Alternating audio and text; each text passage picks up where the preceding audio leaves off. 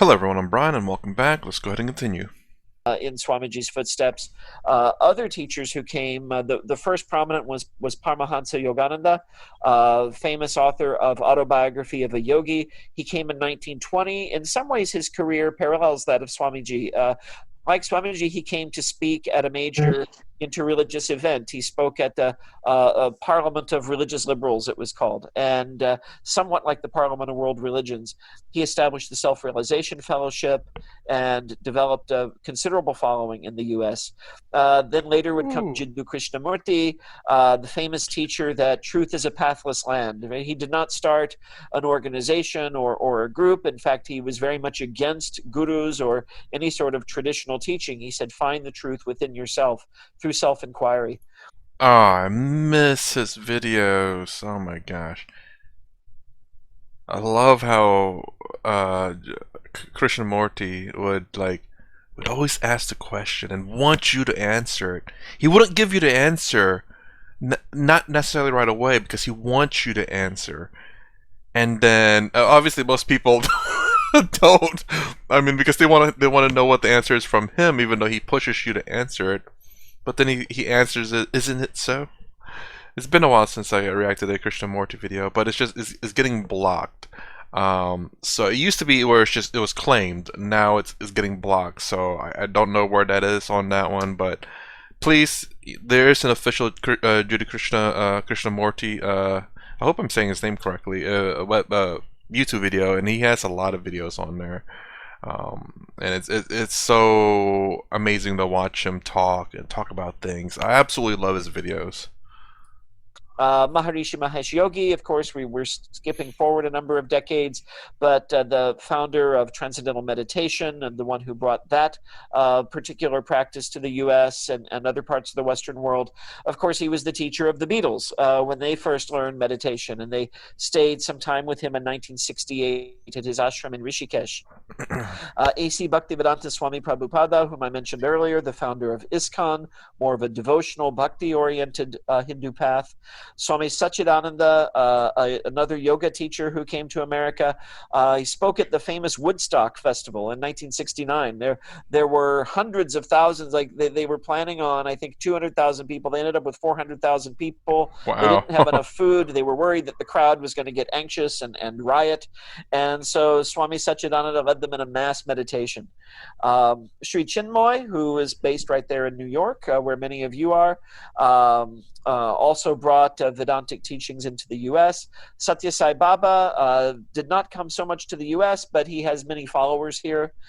Swami Muktananda, the founder of Siddha Yoga. More recently, we have Deepak Chopra, who is not sort of a traditional he's not a Swami, right? He's not a guru in the traditional sense, but he is someone to whom many Americans have turned for Hmm. knowledge about how the spiritual realm and the realm of science, you know, coexist and come together. And in many ways, I would say now in the 21st century, things are coming full circle. The Vedanta Society itself is increasingly prominent. We have, of course, here YouTube sensation and superstar of Vedanta, Swami Sarvapriyananda, right here, among the current teachers. The all great and wonderful Swami Sarvapriyan and the YouTube sensation. You just gotta boost up his ego and make Pi Swami here blush a little bit. Of Vedanta in America. So I've included him in this as well. What about Swami Chinmayananda? Was he not in America? Well, I wasn't too sure where he's at. I just know him because I did react to a lot of his videos, but I don't know where there's more at. I definitely need to go look at the channel where I did get a lot of his videos to see if there's any more specifically of Chinmayananda. But I wonder why he wasn't on that list. I thought maybe he did, but I'm not sure. He belongs there. Um, so, what is the role of the Vedanta Society in this sort of transmission and spread of Hindu thought in America? In its early years, and I would say this continues to be the case, but particularly in the early 20th century, it was a magnet for intellectuals, scholars, artists. It wasn't only ordinary folks who were drawn to Vedanta, but people who had the capacity to really shape culture. Literary figures like Christopher Isherwood, Aldous Huxley, J.D. Salinger, scholars like Houston Smith and Joseph Campbell. Isherwood, very famous follower of Vedanta. He wrote Sri Ramakrishna and His Disciples, one of the best books apart from the Gospels themselves that you can find on Sri Ramakrishna. He was a disciple of Swami Prabhavananda from the Vedanta Society of Southern California, the founder of that Vedanta Society. Swami Prabhavananda initiated quite a few people who ended up becoming very important voices for Vedanta in America. Isherwood co-authored translations of the Gita, the Yoga Sutra, and Viveka Chudamani with Swami Prabhavananda. And as I mentioned, he wrote Ramakrishna and His Disciples. Aldous Huxley, another disciple of Swami Prabhavananda, author of Brave New World, The Perennial Philosophy, and a book about consciousness called The Doors of Perception, which inspired and became the basis of the name of the rock band The Doors in the 60s. The Doors were trying to evoke this idea of expanding consciousness as well. Coming to the East Coast, we have J.D. Salinger, who was disciple of Swami Nityananda of the New York Vedanta Center, and he was another literary figure, author of most famously Catcher in the Rye, less famous work called Franny and Zooey, but Franny and Zooey is full of Vedantic and Buddhist concepts. He withdrew from public life in the 60s to pursue his spirituality, and in fact, after his death, around 2010, the other New York Vedanta Society, the Ramakrishna Vivekananda Center, released his correspondence that he had had with Swami Nityananda through the years, and shows that when he went into this retreat, he was basically spending time on his spiritual life, reading the Gita, meditating, and so on. Houston Smith, I did not give the date of his passing away. We just lost him within the last year or so, but very strongly influenced by the Vedanta Society. He was from my part of the country, from the Midwest, popularized the study of world religions, and became closely associated with the Vedanta Society of St. Louis, Missouri. Joseph Campbell, another scholar, popularized the comparative study of religion and world mythologies. Wrote a book called The Hero with a Thousand Faces, and had a great TV series, which was then made into a book that he co-authored with Bill Moyers called The Power of Myth. His work on mythology was a direct inspiration for George Lucas, the director George Lucas, who tried to create an American mythology in the classic mold that using the archetypes that Campbell talked about. And of course, I'm referring here to the Star Wars films. And the first talk, in fact, I ever gave at the Vedanta Society of New York was inspired by Swami Sarvapriyananda. He said, "Call it the Yoga of Yoda," and that, I think, that is still up on YouTube, where I talk about the Vedantic themes that one can find in the teachings of Yoda. I should watch that one. I'm curious now. Now that knowing a lot of the Eastern philosophy or Hinduism, I wonder if we're watching Star Wars again would look so different now, having these understandings. I mean, it is. I haven't watched Star Wars in a long time, so. And in the Star Wars universe. Other important Hindu masters that were influential in the U.S., they never came to the U.S., but both of them have major followings and have done a lot to shape academic fields like consciousness studies, Sri Aurobindo and Sri Ramana Maharshi. And I talk about both of them in my book as well. Mahatma Gandhi, of course, had a big influence in the realm of nonviolence and using nonviolent resistance in the political realm. He inspired Martin Luther King Jr. and the nonviolent struggle for equal rights for African Americans. This influence has had multi-generational effects, like the election of President Barack Obama, which certainly would not have occurred had it not been for the work done by Martin Luther King.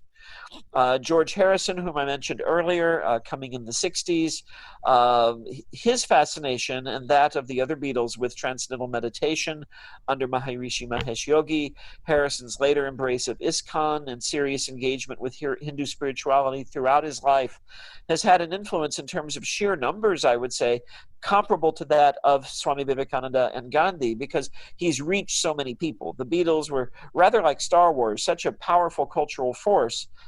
Real quick, I don't know what language that is written on whatever he's wearing. I don't know if it's a blanket or a type of clothing. What does it say? If you understand it, curious. Something that so many people enjoyed, that when they would show interest in something, everyone would show interest in it. And so quite a few people were drawn to meditation and Indian spirituality through George Harrison.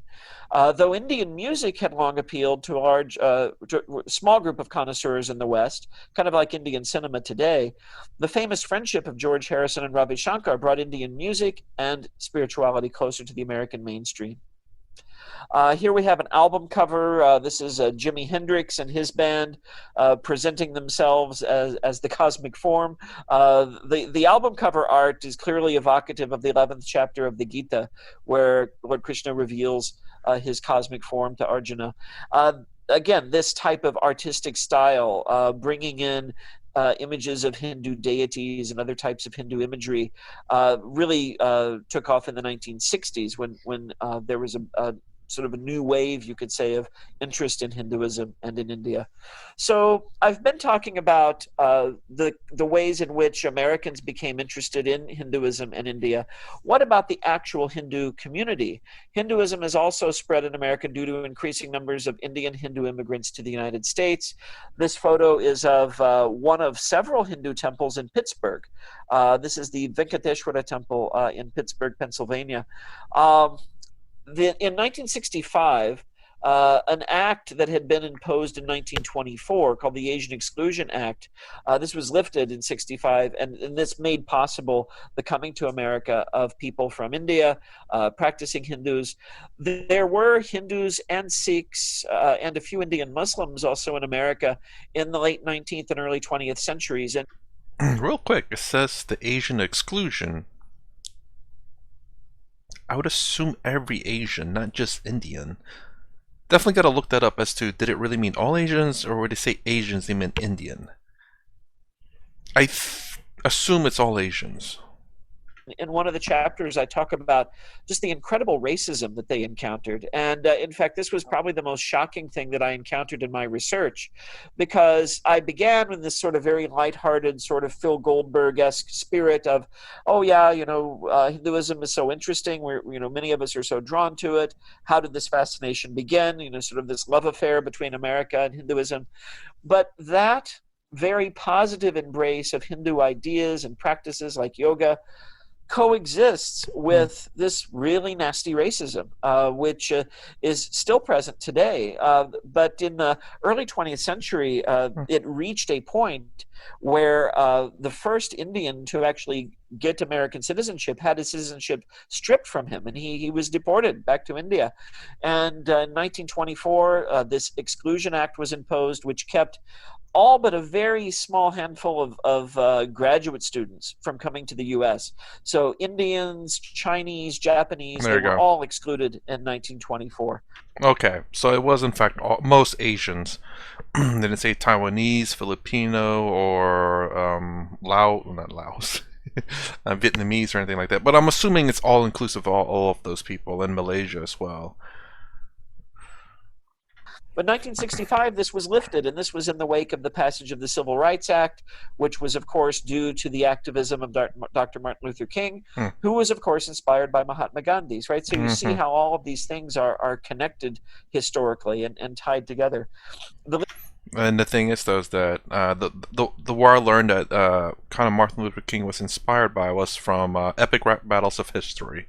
Amazingly, that YouTube channel, very entertaining, and also has some factual stuff. A lot of entertainment, but also some factual stuff. And the sad truth of the fact is that Asian when you look at racism in America, it's only about one particular group and not Asians. Let's put it that way. It's kind of forgotten about, and like even at least one of my friends who's very much into political science, I think Irish people were also I don't know how to say it, were targeted for racism as well, because while they may be white, but that doesn't necessarily mean racist is not like, how do you say, just because you're white doesn't mean racism cannot be targeted against you. It's also, like, you could say Irish and British people, or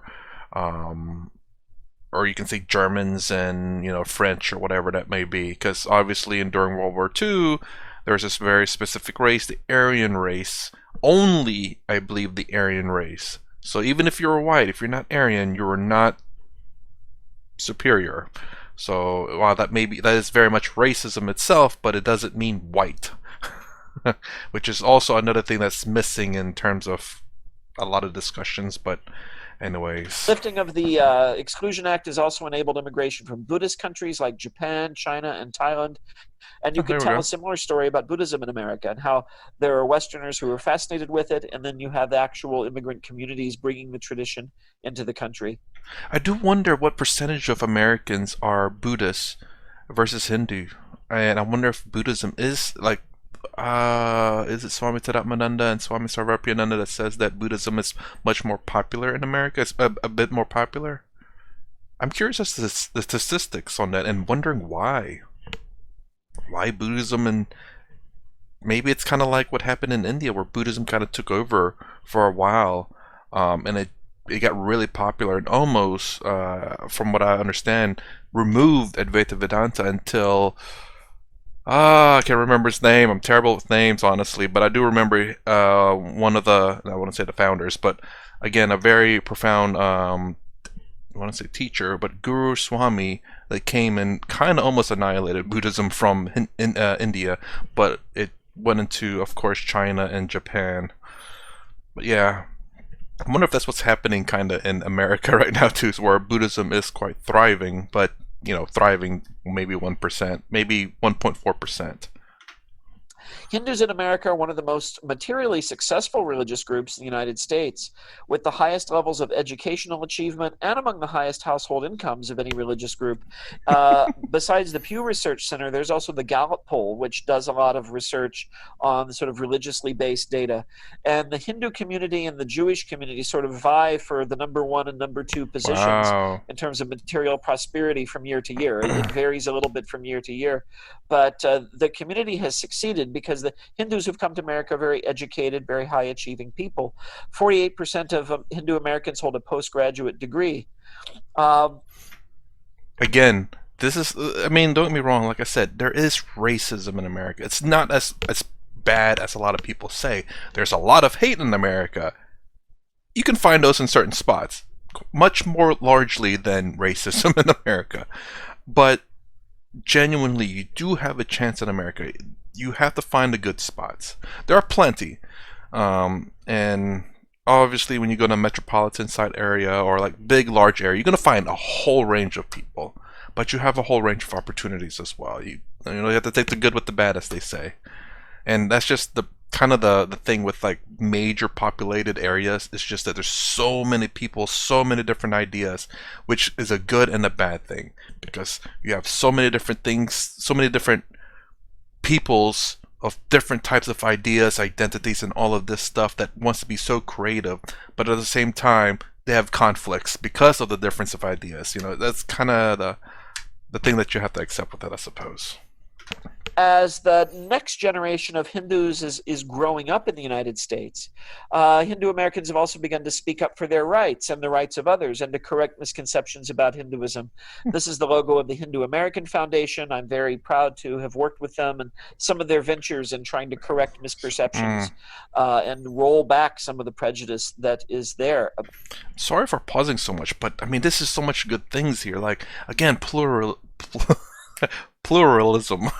Struggling to say that word. I love the fact that it's, again, obviously there are some ways, some foundation that generally starts off as good and sometimes has some corruptions in it. It's kind of inevitable, but for the most part, I hope they can hold out long enough to not be that way. And so far, I hope they stay with that dignity, mutual respect, and pluralism. If I can ever say that freaking word.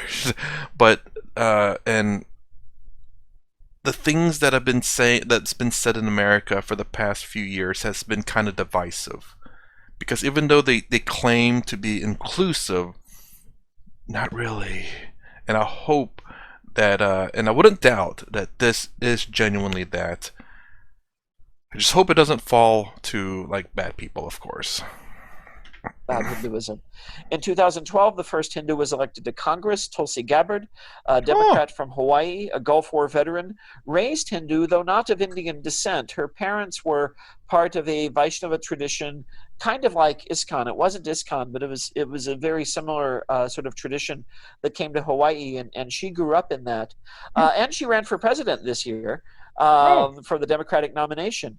Uh, there she is with me and my wife in Washington D.C. at an event in 2018. This was when I actually got the award from the Hindu American Foundation, and we sat at the same table with Tulsi Gabbard. So there's my brush with fame.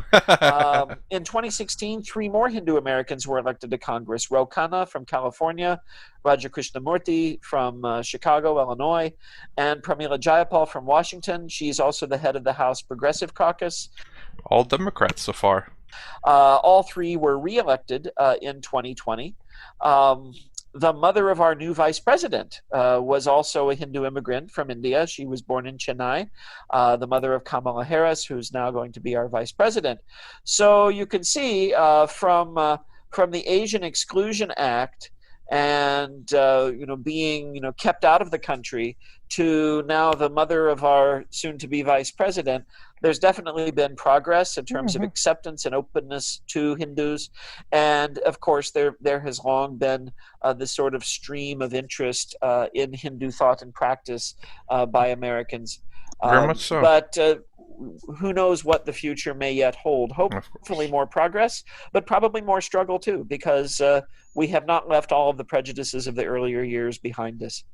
I've talked quite a lot. I mean, yeah, there'll always be someone out there with prejudice, and you can't let that hold you back. Overall, it's the more important thing, just because overall America is very much accepted. I mean, I think even to this day, America still imports more people than any other country. I think last I checked, which is a long time ago. But anyways.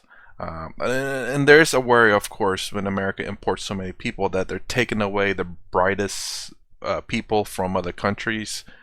And kind of like the one video I watched, and it was about IIT, I believe. And it's talking about how a lot of Indians were wanting to go into America.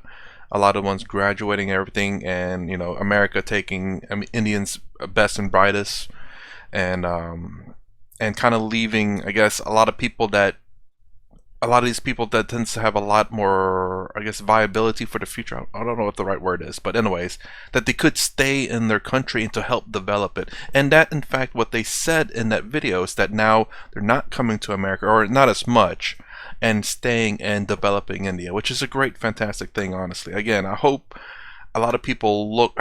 It's kind of hard. Again, you look at my country. It's developing now, but I think my birth country, let me put it that way, is a great exporter of people, and I hope that my birth country can develop to where it's not exporting as much people to other countries.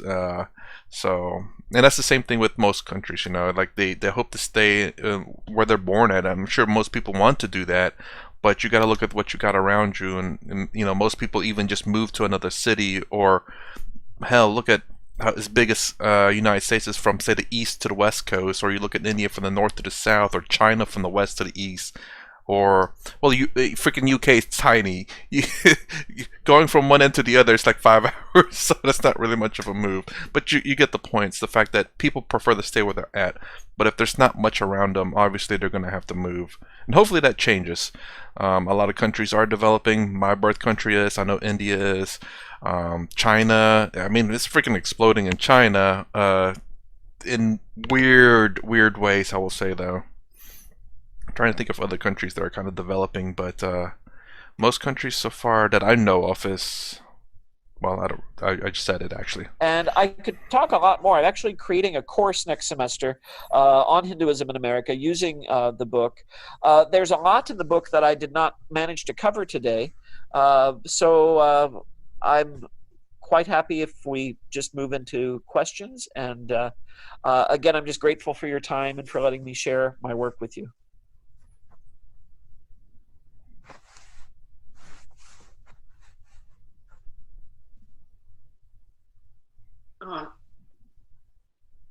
Okay, there is a question from Prabir. Prabir Babu, you can unmute yourself. Yes. Hi, Jeff. How are you? I mean, nice to see you for a long time. Oh, good to see you too. Nice to see your face. So, Jeff, I have a question that why hasn't Hinduism been able to attract African Americans? I mean, in your research, have you found that? In fact, when I was a student in the Very interesting. 60s, they were more attracted towards Islam. So, what is the root cause of this, do you think? This is a really good question. First, I would say there is some attraction.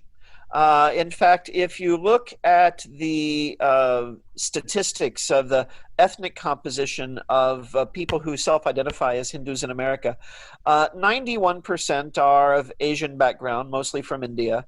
Of the remaining 9%, 2% are, they define themselves as mixed heritage. They usually have one Indian parent. 4% are white, that is European American like myself. 2% are African American, 1% are Hispanic. So there are some African Americans drawn to Hindu traditions. There was a leader in ISKCON, John Favors was his birth name, and he later became a fairly important leader in that movement.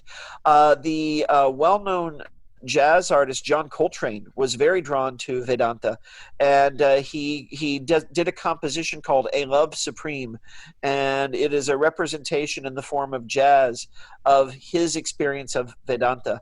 And he also represented it in visual art. He created what he called a mandala of jazz, and it's sort of based on his interpretation of how the various sound systems in music correlate with the larger spiritual universe.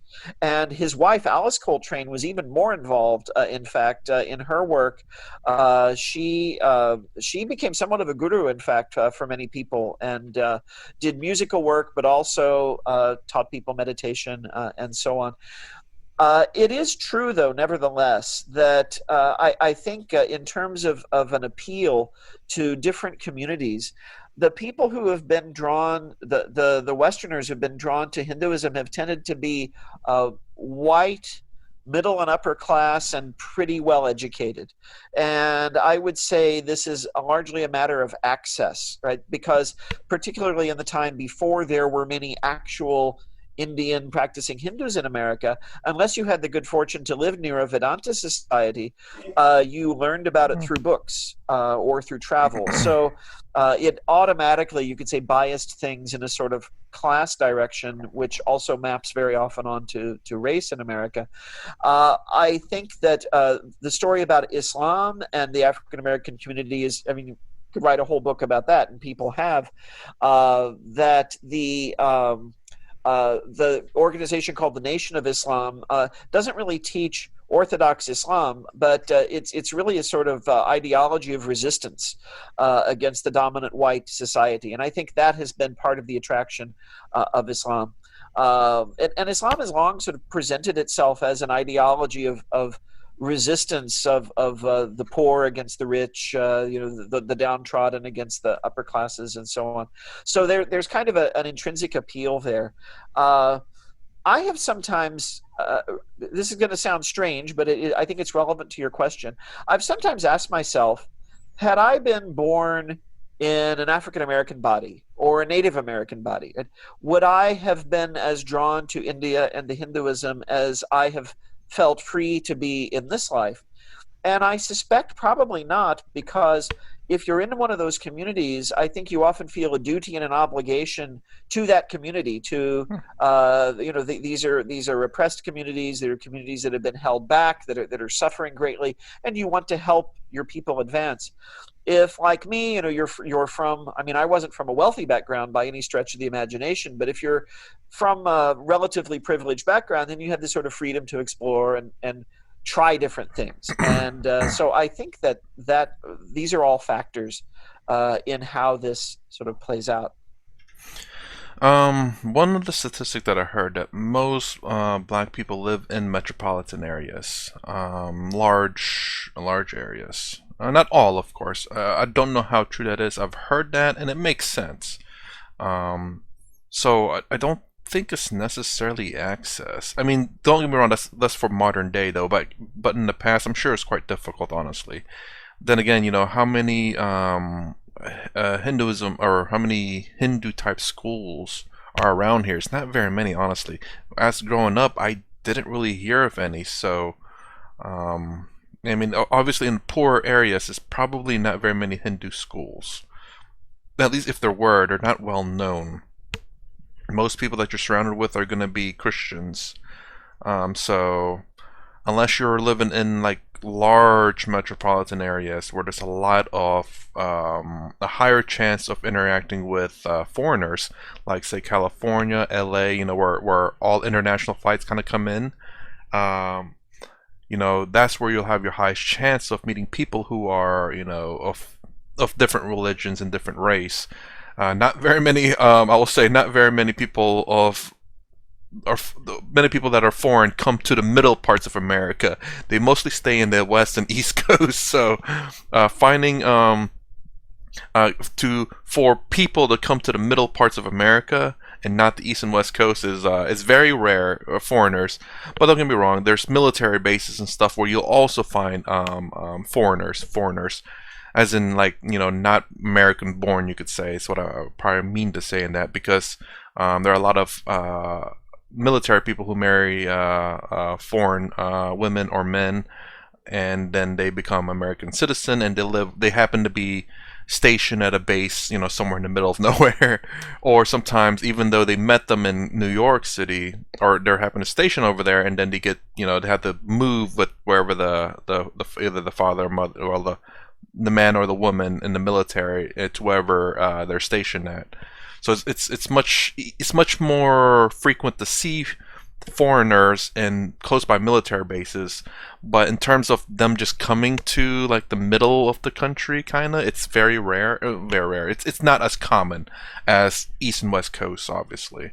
And then if they do come, go out a little bit further, obviously I think they're going to be in like metropolitan style areas, because there's a lot more things there, and generally I think a lot of people flock to those areas a lot more than say countryside or small towns.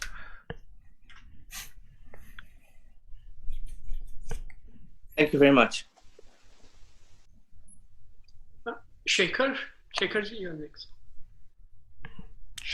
I have a question. So are there any aspects of Hinduism that turn off today's youth who would otherwise appreciate Hinduism? Yes, in fact, this has been a big issue, because this to me is where the representation of Hinduism in the media and the education system plays a big role, because many of the ideals of Hinduism and the teachings of Hinduism and the practices that many people find very appealing, a lot of that is also present in Buddhism.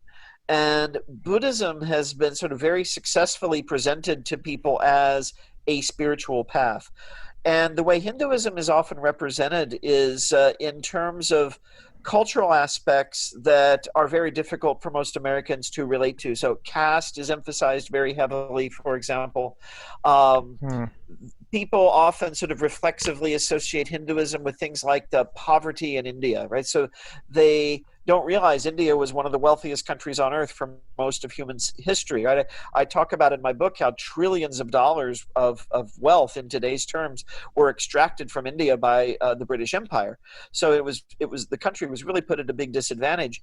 And so rhetorically, the way Hinduism is talked about and discussed, it's basically in terms of whatever is most exotic and unrelatable to many Americans. And there's also the belief that one cannot become Hindu, you have to be born Hindu, which is really not true. There are ways of joining the tradition, and I think that it's because of the way things have been represented that it has not had the same appeal, I think, for many people as Buddhism. I find that students who take my classes, they always find it an eye-opener, because they say, oh, I had always associated these things with Buddhism. I didn't know that they were present in Hinduism too, right? I mean, there's that famous expression, cast cows in curry, right? That's what people learn about. They're not learning about Vedanta. They're not learning about the yogas. They're not learning about, students are always surprised to find that praying and being devoted is a type of yoga. Serving others is a type of yoga, right? The 4 yogas. They think yoga is just hatha yoga, right? Asana. That's all they know. So it all has to do, I think, with the way these things have been presented. So I think when people get a very whole and complete picture of Hindu traditions, then it's much more attractive to them. They see why it has endured for thousands of years, and it's the 3rd most practiced tradition in the world, right? Today, after Christianity and Islam, and that's not because of a popularity contest, right? We know that the first 2 traditions have often been spread through conquest. That hasn't happened with any. The Hindus have a large number because people continue to practice the tradition. I'll say the 2 things that I'll say is kind of true, and I don't remember how I learned it. So for one, Buddhism, I've learned that not from America, and even then, I don't remember really learning anything about Buddhism. I mean, a little bit, I guess, in America when I moved over here. In terms of Hinduism or India, the caste system, yes. I don't remember where I learned that from, though. I don't think it was from school. And then curry? Well, curry has always been seen as a positive. But I don't think I knew where that was from at the time. Cows, I think it's from actually TV shows and stuff. It's all this stuff that I learned. Yeah, actually it was TV shows. Poor Indians, again, TV show, I remember seeing that. But I never took it as like all Indians are poor, but obviously there's gonna be poor, I mean, in every single country. So it's just like, yeah, of course. I don't think there's any country where every single person's rich. I mean, there may be, but I think the most common things in countries obviously have poor and rich people in there. But I mean, I'm speaking from myself and how I've learned about things or my own personal experience. Obviously, I'm not saying my personal experience is everyone else's. It's just how I learn about things.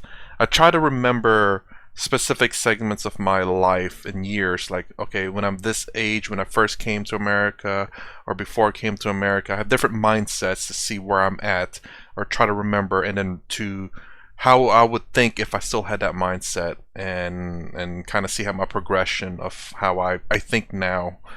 But I mean, for the most part, I wouldn't doubt most of those being true. Then there is the Kama Sutra. I do remember that one. I have no idea what that is. I don't know if that's. I know that is actually something Sadhguru said, that that's another famous thing that Americans remember saying too. I see some questions in the chat box. I wonder if I should take some of those. Yes, please. Would that be okay? So someone asks, is it true that Christianity originally believed in reincarnation, and how did that belief wane over time? Yes, that is true, actually. Jesus. The belief in reincarnation was present in early Christianity. Many of the early Christians were Greeks, and rebirth was a widespread view among the ancient Greeks. It's very well described by Socrates in the 10th chapter of Plato's Republic. And there are references to reincarnation in some of the writings of the early church fathers. And some would argue even within the Bible itself. There's a famous story in the Bible of a man who is born blind, and Jesus heals him. And his disciples ask him, was he born blind because of a sin that his parents committed, or because of a sin that he committed? Well, if you think of the logic of that, he was born blind. So if the disciples believe that it's possible for him to have been born blind because of a sin that he committed, when did he commit this sin? there's not a lot of sinning you can do in the womb, right? You're an embryo, right? You're just, you're sort of floating there. So that there was an assumption that there were past lives. And within the Jewish tradition, which Christianity came from, belief in reincarnation is an option, right? There's no one belief about the afterlife in Judaism. Some Jews believe in no afterlife. Some believe in sort of like a heaven or hell or a resurrection. But there are Jewish communities, including the Hasidic community, very prominent in New York, and they believe in rebirth. They believe in reincarnation. So the belief was there in Christianity. The belief waned over time for two reasons. One was theological, one was political. Theologically, a very central Christian teaching is that belief in Jesus and having faith in Jesus wipes away your sins, which means that even if you do believe in rebirth, the implication is that you no longer need to be reborn. And some of the early Christians would interpret texts like the letters of Paul in the New Testament. Whenever they talk about Jesus triumphing over death, that's taken to mean over the process of death and rebirth. And some of the early Christian fathers are very explicit about this. But then politics entered it as well. And there was a Roman emperor, after Christianity had become the state religion, an emperor named Justinian, who called a council of the church. It was the Fourth Council of Constantinople. And the emperors at the time were able to sway church teaching quite a bit. And he was very opposed to the idea of rebirth because, in his words, if rebirth is true, then the emperor today could be a slave in his next life, and a slave today could be the emperor in his next life. So he believed it undermined the authority of the emperor. Rebirth makes us all equal, in a sense, because anybody can be anybody. It all depends on your karma, on your actions, and on what you do. And so a much more restrictive idea of salvation was advanced politically by the church. Peter Dawkins, hello Peter, says, if there's no conversion ceremony equivalent to Christian baptism, how can one become Hindu if not born into it? So there's several answers to this. One is people just start practicing. And I interviewed a lot of people about this very question, both people who'd grown up in the tradition and people who had come to it. And I heard answers that ranged from everybody is born a Hindu to you're a Hindu if you think you're a Hindu. It doesn't matter, just practice. And so with this sort of amorphous kind of, no one sharp definition of the tradition, a lot of people are practicing. And this is one reason why something I didn't discuss here, but I discuss it in the book. Beyond the 2.25 million Americans who self-identify as Hindu, I think there's a larger sort of penumbra, I call it. There's this sort of wider group that don't define themselves as Hindu necessarily, but they have beliefs and practices that are very recognizably Hindu or of Hindu origin. I mean, didn't he just say that in the last topic, where it's just about 30% of them have things related to Hinduism? 30% of Americans. And so a lot of people in our Vedanta society don't call themselves Hindu. You say, following Vedanta doesn't make you Hindu, it makes you a Vedantin, right? And Swami Vivekananda says, this teaching is for everyone. And people, I know Vedantins who still define themselves as Christian or as Jewish, if that's the tradition they grew up with. So that's one piece of it. Another piece is there actually is a ceremony that was developed in the 19th century by a monk named Swami Dayananda Saraswati. He started an organization called the Arya Samaj, and he created, didn't really create it. He took two ancient Vedic rituals and sort of synthesized them. There is the Namakarana Sanskara, that when a baby receives a name, and then there's the Upanayanam that a young person receives a little later on in life. And he combined those, and if you undertake this ritual, you can become Hindu, right, formally. Now, the purpose of it originally for Dayananda Saraswati was what is now called reconversion. He said there were many Hindus whose descendants had converted to Islam and to Christianity. These descendants now wanted to return to the faith of their ancestors, and so there should be a way to let them do it. So he created that. But this ritual has also been used by people who are not of Indian origin who wish to join the tradition. And in fact, I undertook this myself right before I got married. My wife and I got married in the Arya Samaj in New Delhi. And in order to do that, you needed to go through the ritual. Now, my wife and her father, good devotees of Sri Ramakrishna, they said, we don't believe in conversion. You don't have to do that. And but I said, I want to do this. It seemed to me like the natural next step in my own process. I say that feels a lot more along the lines of identity, and it seems almost like he created that just for the sake of people who feel like they have to do it so they can become that. It's like, fine, here it is. No, I don't know if he really wanted to do it or not. It's just the way he described made it seem like he just did it for like, okay, fine, let me just do this for you guys so you can stop asking me the question what it takes to convert you guys. He got tired of them asking that. Let's see if he says something. So there is a way of joining. The third part let me go ahead and say it anyway. For me, it's don't worry about it. Just start practicing, kind of deal. That's my belief, and this is the reason why I have that belief. Is something that I've always wanted to believe in. Before even watching these videos, or before even knowing about Hinduism, it's just always been my way. Whatever makes you happy, as long as you're not disrupting other people or anything like that, do it. And this is something Lakhani pushes, as well as spiritual humanism, where you can be a Christian and a Hindu. Yeah, I mean, obviously, if you follow the path of religion, you're going to be very much bhakti yoga, like just bhakti yoga. I mean, that's kind of the things about religion. It's just pure devotion. Again, nothing wrong with that, and follow Hindu bhakti yoga with your Christian faith, and I think you'll be all right. You don't have to be a Hindu. You don't have to be whatever. All these identities, just do it. Do what makes you happy, and end suffering. I would say is that you have specific sampradayas, specific teaching lineages that have rituals of initiation, right? Like taking diksha. And we have diksha in the Ramakrishna tradition as well. And that can be seen as a kind of conversion. It's not that you become Hindu, but you join that specific lineage. And whether you define that as Hindu or not that depends on you and on the lineage. But I found that a lot of the non-Indian practitioners that I've spoken with and communicated with through the years, they don't define themselves as Hindu, but they will define themselves as, well, I'm a disciple of Paramahansa Yogananda, or I am a disciple of A.C. Bhaktivedanta Swami Prabhupada, or I'm a disciple of Sri Ramakrishna, right? They wouldn't use the word Hindu, but they would identify with that specific lineage as their tradition. So those are all, it's a complex question, as you can see.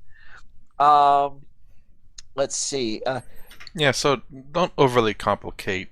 Do I need to do this in order to start practicing? No, just practice. If you can find a guru or swami somewhere to help you and assist you, by all means.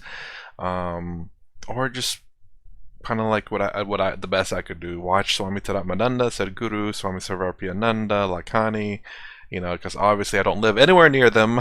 Closest one is Sadhguru in Chattanooga, Tennessee, though.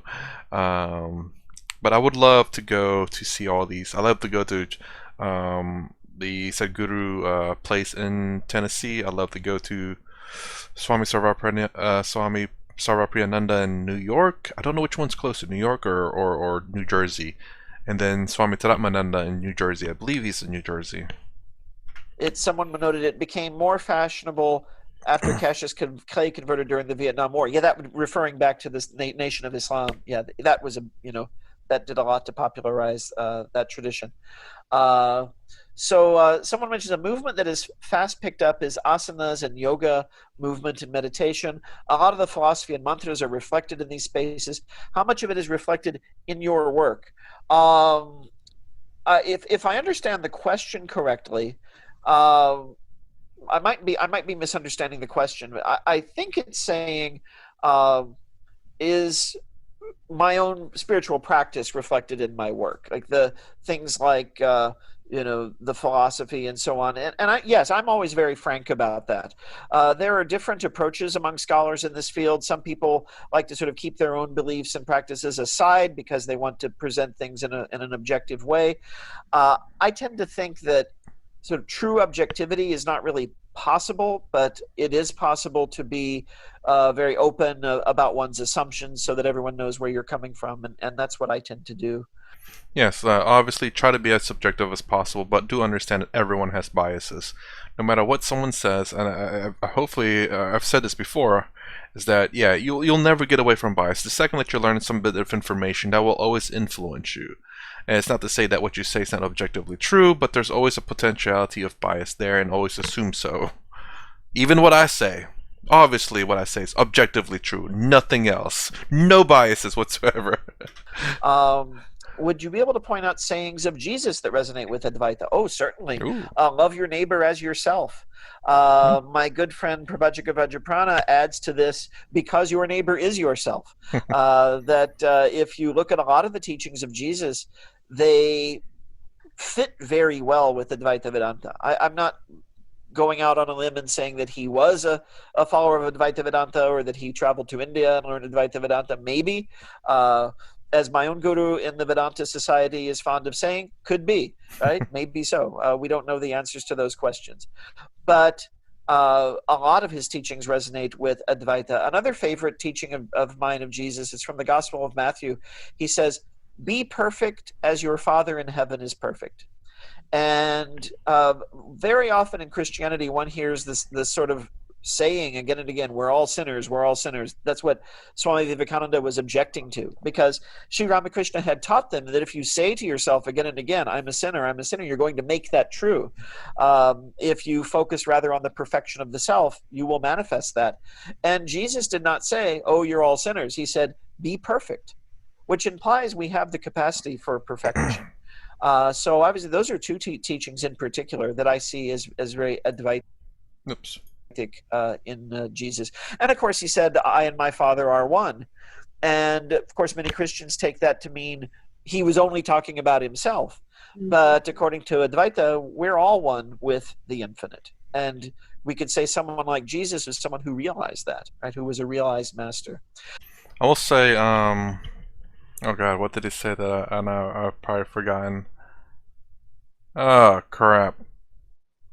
Well, I did not talk about the influence of Neem Karoli Baba. I should have. He is in the book, and I do mention him in the book. And he was a guru to several influential people, including Ram Das, who recently passed away. And very important figure. And I don't think he ever came to the United States, but he definitely had an American following, still has an American following today. There was a lot that I did not talk about that's in the book. So I guess this is the point where I would encourage people to read the book. Gnostic Gospels might have referred to reincarnation. They do. They do. They either refer to it or they very obviously presuppose it in many respects. So someone else has written, another view about Hinduism I've encountered in the U.S. is that the general perception is that Hinduism is a polytheistic religion as opposed to Christianity, Islam, and Buddhism, which are all monotheistic. Actually, Buddhism is non-theistic and considered superior because of the belief of having one God. Not only is Hinduism not polytheistic nor even monotheistic, it's even further than that in that it follows the philosophy of monism. Right? Certainly that's true of Advaita Vedanta.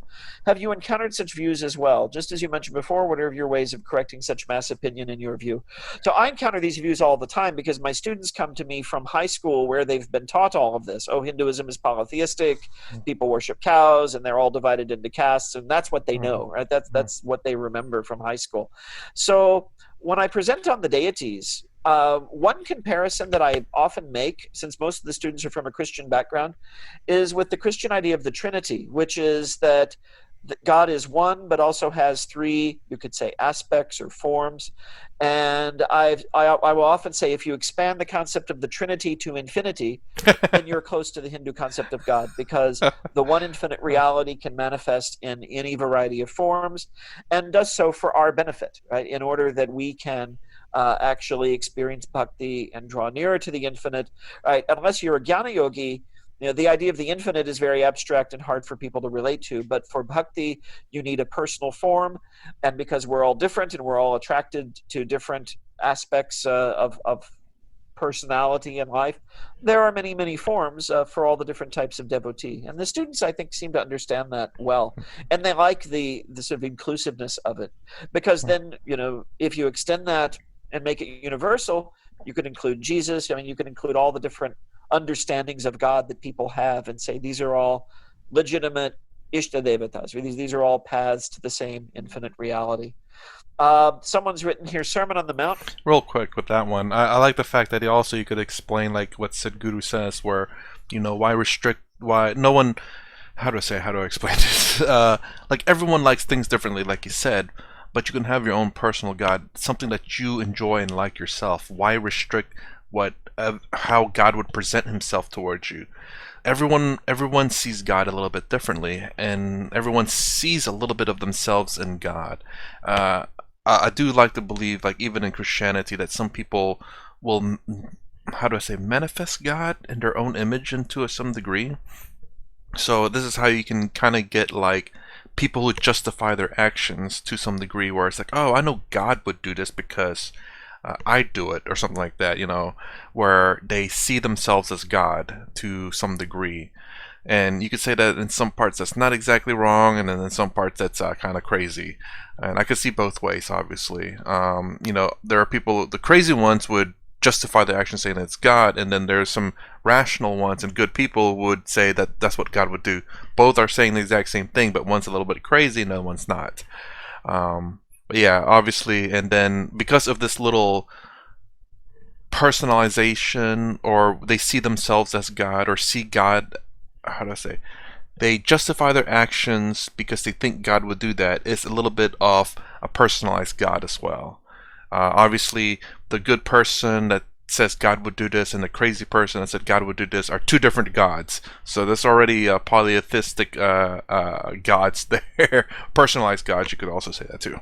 Resonates with Vedanta? Yes, and in fact, Swami Prabhavananda has a wonderful book called The Sermon on the Mount According to Vedanta. It was one of the first books I read on Vedanta and loved it. And it's a great gateway for those from a Christian background wanting to learn Vedanta, and it's a good way for people who've grown up with Vedanta, grown up in the Hindu tradition, to appreciate this text from Christianity. What percentage of Americans following Hinduism are taking initiation? That is a really good question. And it's hard to find the answer to that, often because people don't want to talk about it. It's a very personal question for many people. So I've had people either not mention it at all, or just come right out and say, I took initiation with Swami so-and-so on such and such date, and they're very open about it.